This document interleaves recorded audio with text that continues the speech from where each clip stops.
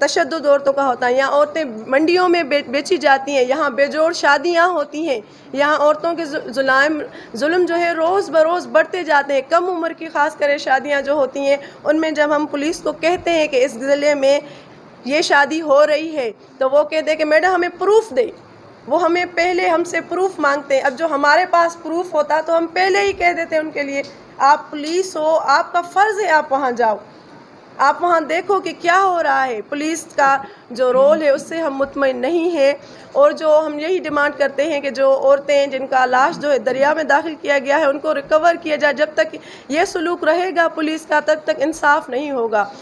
اب جو کیسز ہیں ہم دیکھتے ہیں کہ میڈیا میں بہت زیادہ آ رہے ہیں, کہ یہ ہے کہ میڈیا جو ہے بہت زیادہ ایکٹیو ہو رہا ہے. یہ نہیں ہے کہ وہ عورتوں کے جو کاروکاری ہو, گھریلو تشدد ہو یا ریپ کے واقعات ہو, میڈیا ان کو جو ہے کوریج بھی دیتا ہے اور ساتھ بھی دیتا ہے. لیکن بات یہ کہ آ جاتی ہے کہ ایکٹیوسٹ ہو, میڈیا پرسنز ہو, آ کے ہم تھک جاتے ہیں جب ان کا کوئی کیس, ان کے نہ FIR ہوتی ہے, نہ جو اصل ایکیوزڈ ہیں وہ گرفتار ہوتے ہیں, نہ ان کی پراپر پروسیکیوشن وہاں ہوتی ہے.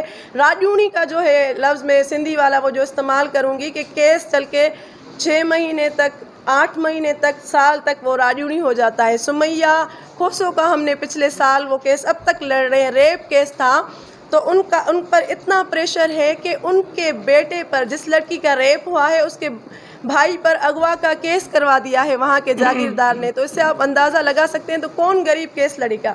سالوں سال کیس چلتے ہیں. یہاں جاگیرداری نظام میں اتنا پریشر پڑتا ہے کہ غریب بیچارہ ایٹ دی اینڈ آ کے وہ راجونی کرتا ہے, فیصلہ کرتا ہے. افسانہ سمیجو کا کیس تھا پنو آکل میں, آپ سب کو پتہ ہو.